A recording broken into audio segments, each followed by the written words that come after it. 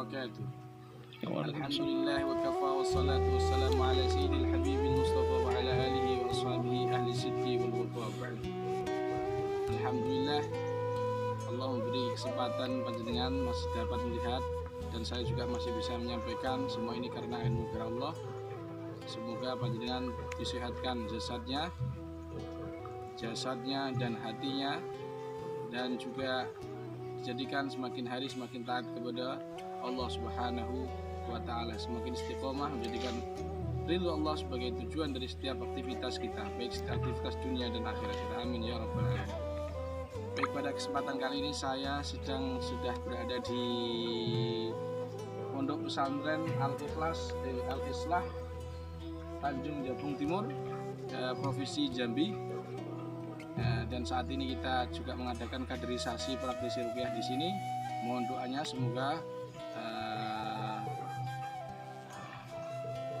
para calon praktisi ini menjadi para pendakwah ahli sunnah wal jamaah an-nahdiyah, berjuang di NU dan untuk kaum muslimin. Amin ya rabbal alamin. Dan semoga mereka nanti cikal bakal peruqyah aswaja yang militan. Amin ya rabbal alamin. Meskipun pesertanya yang ini terpaling sedikit yang pernah saya jumpai di JRA, tapi saya optimis kami fiatin qalilatin walabat fiatin katsiratan biidznillah. Semoga walaupun sedikit tetapi militan. Amin ya rabbal alamin. Pada video kali ini saya ingin menjelaskan apa hukum menikah dengan bangsa jin dalam perspektif fikih klinik. Dalam konteks kefikihan, apa hukumnya, perspektifnya dari para ulama-ulama fikih, para fuqaha. Hukum menikah dengan bangsa jin adalah sebagai berikut.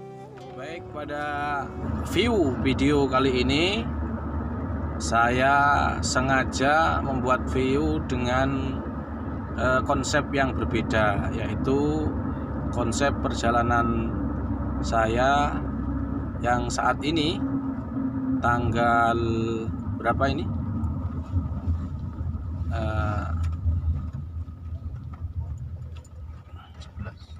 Tanggal 11 Agustus 2020 ini. Perjalanan saya saat ini menuju di kota Jambi paling ujung, di sebelahnya kota Kabupaten Merangin, tapi masih di Kabupaten Sarulangun. Ini view-nya seperti ini. Nanti setelah ini kita ngisi acara di Pondok Nurul Jatid 2. Baik, hukum menikah. Kalimat hukum di sini maknanya adalah aqwal fuqaha mengenai menikah dengan jin. Bagaimana pendapat para fuqaha mengenai menikah dengan jin?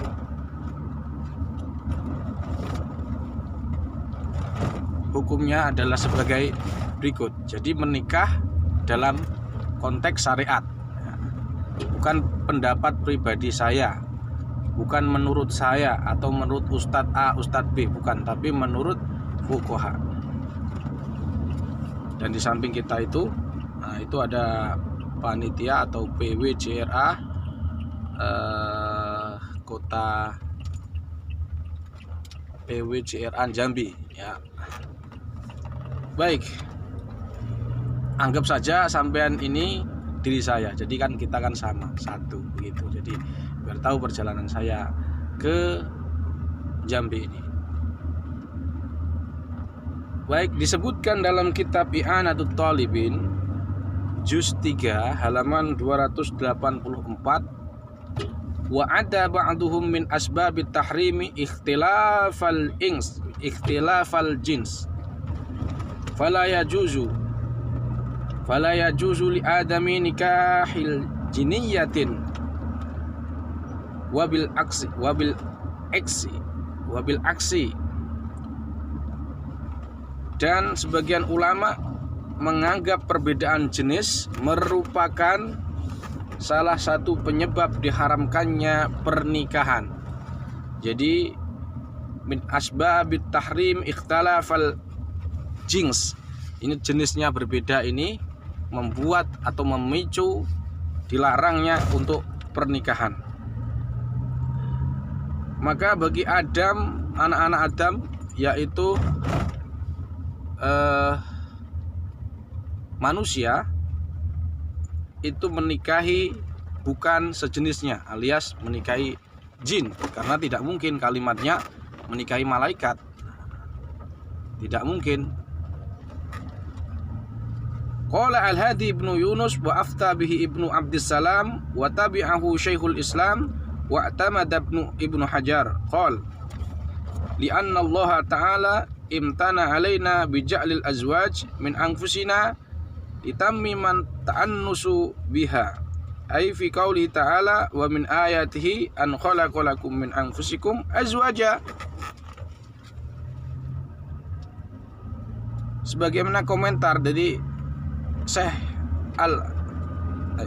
Hadi bin Yunus, dan juga pernah difatwakan oleh Ibnu Abdissalam dan juga diikuti oleh Syekhul Islam Ibnu Hajar, bahwa mereka bertiga mengatakan tidak dibolehkan menikahi jin. Tidak dibolehkan menikahi jin karena Allah Ta'ala telah memberi anugerah kepada kita dengan menjadikan pasangan dari golongan kita sendiri.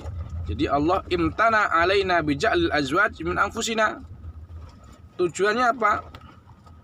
Ya, supaya saling kasih sayang. Kemudian disebutkan ay fi qauli ta'ala wa min ayatihi an khalaqalakum min anfusikum azwaja. Allah mengatakan dalam Al-Qur'an, yang artinya termasuk tanda-tanda kebesaran Allah, Ia menciptakan pasangan kalian dari golongan kalian sendiri, min anfusikum. Wa jawazu dzalika yufawwitul imtinan. Melihat ayat di atas, maka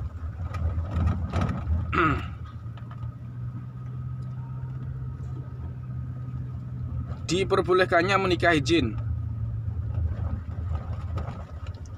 Wa fi haditsin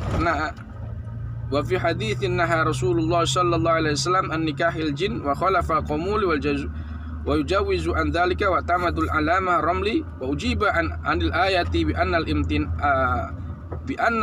imtinana fil ayati bi a'zamil amrayni wa huwa la yunafi jawazal akhar wan nahyu fil hadisi lil karahati la li tahrim.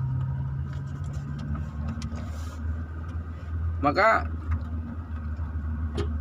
kalau wajawazul dalika mufawwitul imtinan, kalau kita seandainya dibolehkan menikahi jin, berarti sama saja kita menafikan anugerah itu. Begitu. Artinya menurut Al-Hadi bin Yunus, Ibnu Abdissalam, Syekhul Islam, Ibnu Hajar, tidak dibolehkan menikahi jin. Ini menurut ulama Syafi'i. Dan Rasulullah pun melarang dalam suatu hadis Rasulullah juga melarang menikahi jin. Cuman di sini Imam Qomuli dan juga Ar-Ramli, didukung oleh Ar-Ramli, menyatakan bahwa ayat tentang Allah Ta'ala, firman Allah Ta'ala, wa min ayati an khalaqalakum, itu adalah ayat yang tentang menjelaskan tentang anugerah. Anugerahnya lebih besar. Jadi tidak dinafikan anugerah-anugerah yang lain. Artinya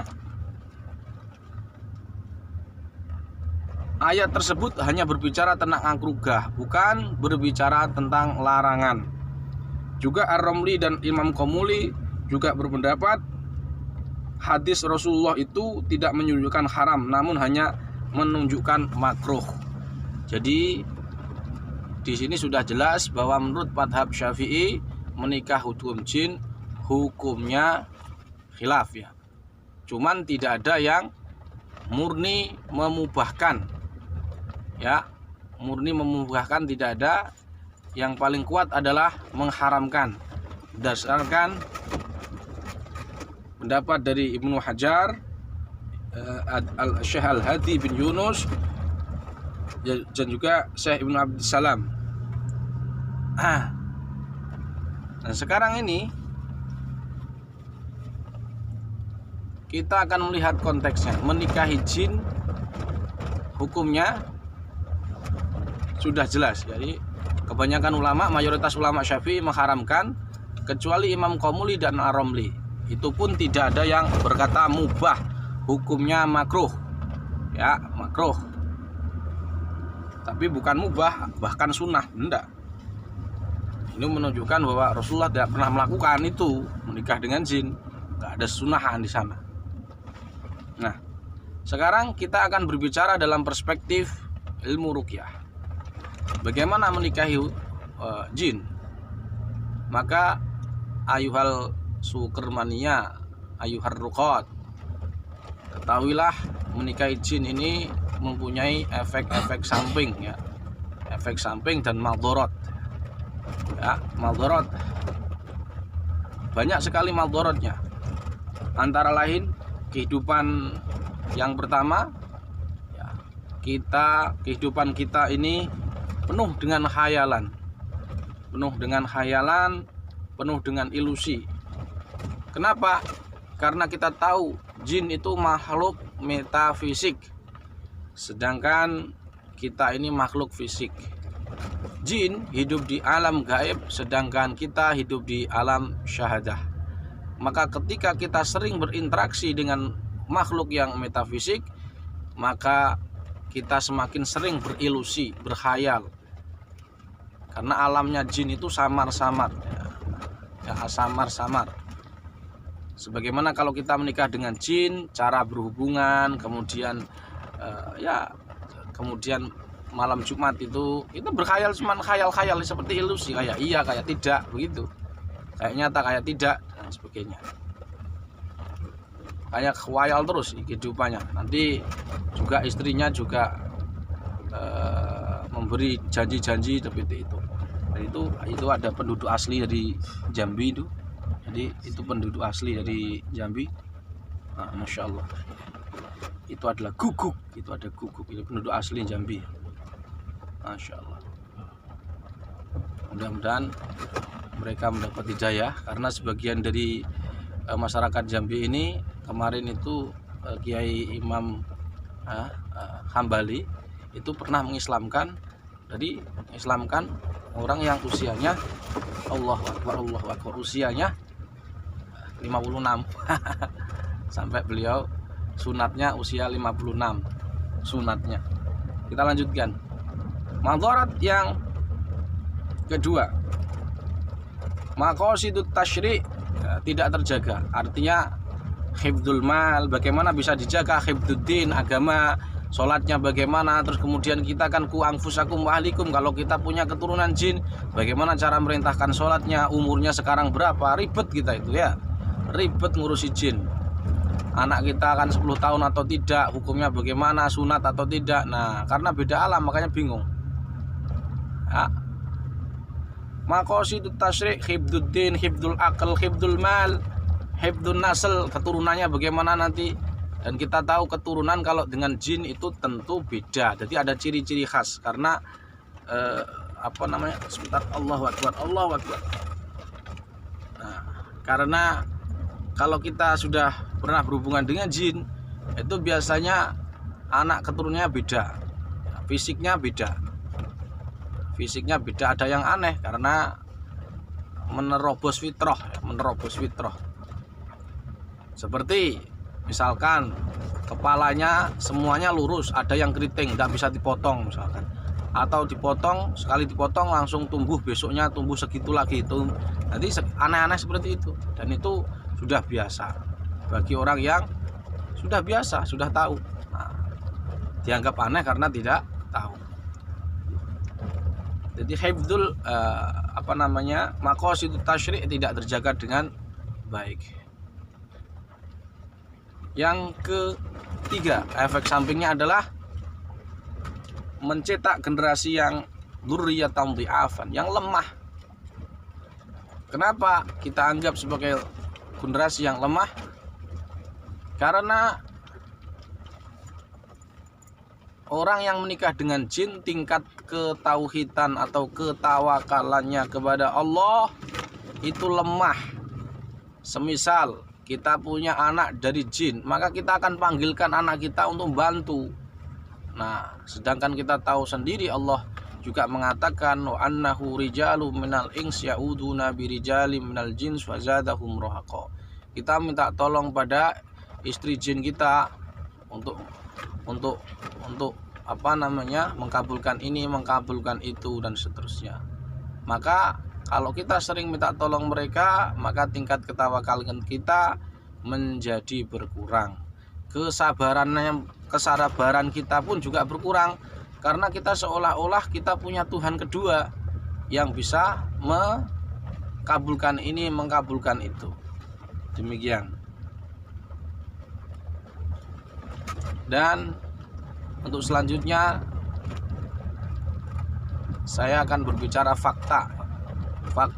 Tadi hukum fikih sudah, faktanya bagaimana? Fakta menikah dengan jin. Ketahuilah fakta yang ada di masyarakat, menikah dengan jin itu kebanyakan tidak sah. Karena tidak ada, walaupun ada jakobul, nggak ada saksi. Jadi teman-teman kalau menikahkan manusia dengan jin itu biasanya tidak sah. Yang kedua, faktanya yang menikahkan biasanya dukun dengan cara mahar-mahar tertentu jutaan rupiah, dan itu pun untuk masalah keduniaan. Jadi singkatnya, yang kedua ini tidak ada motivasi menikahi jin itu untuk sakinah mawaddah warahmah sebagaimana tanda kebesaran Allah yang di ayat yang kita sebutkan tadi, wa min ayati an khalaqalakum min anfusikum azwaja litaskunu ilaiha. Jadi pernikahan dengan jin ini tidak menurunkan sama sekali ketenangan, kecintaan terhadap sesama, tapi justru malah kita ini menikah dengan jin adalah basisnya motivasi agama.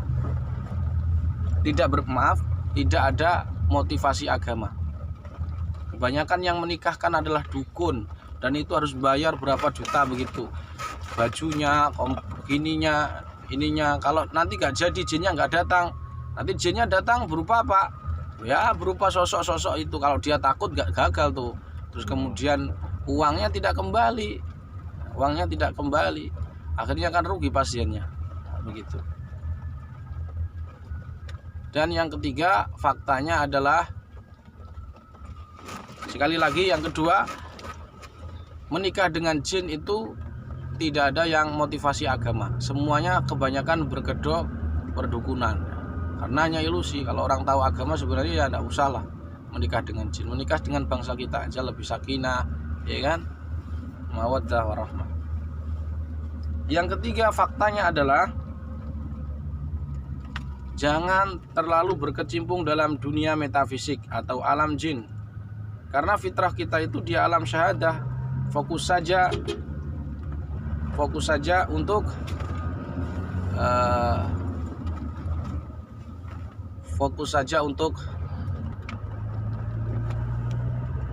berusaha semaksimal mungkin dan berdoa. Jadi antara doa dan usaha itu imbang. Dan setelah itu tawakal kepada Allah, selesai urusan kita. Seperti itu. Mudah-mudahan panjenengan semua diberi pemahaman yang tidak menyimpang dari ajaran syariat, dan juga mudah-mudahan, saya mohon doa, ini perjalanan kita kurang lebih 2 jam, ini masih 2 jam lagi, sedangkan ini sudah jam 8, jadi mungkin jam 10-an. Mohon doanya mudah-mudahan lancar dan diridhoi Allah Subhanahu wa taala. Amin ya rabbal alamin. Subhanakallahumma bihamdika asyhadu an la ilaha illa anta astaghfiruka wa atubu ilaik.